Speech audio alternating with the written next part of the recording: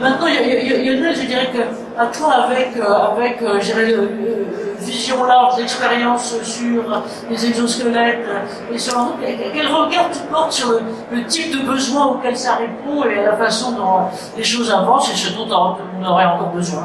Ouais, en fait, je crois que tout a été dit par mes collègues. À un moment donné, c'est vrai que ces moyens permettent d'objectiver. Nous, en ergonomie, on fait beaucoup d'observations, donc on a nos méthodes, nos grilles, etc. On fait des synthèses. Mais quand on arrive à montrer avec des chiffres, des choses mesurées en disant bah, c'est pénible, c'est pas nous qui le disons, c'est de la mesure, bah, forcément ça a un impact différent vis-à-vis des décideurs.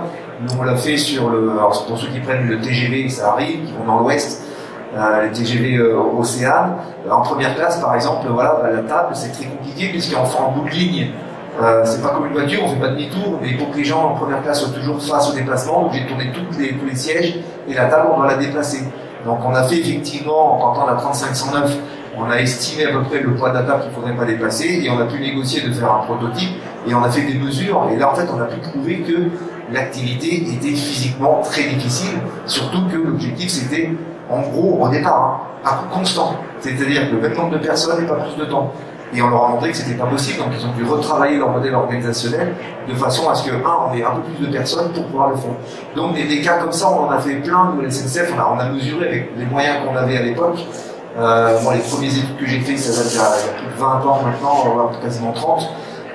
Et donc, effectivement, on arrive maintenant avec des solutions qui sont très pertinentes.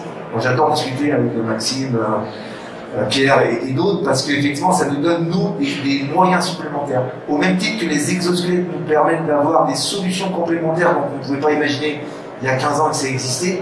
Là, ça nous donne des outils de mesure, et quand on arrive rapidement, on appuie sur un bouton, il y a un résultat qui sort en disant, bah voilà, là on est dans le rouge, et c'est mesuré, c'est super bien.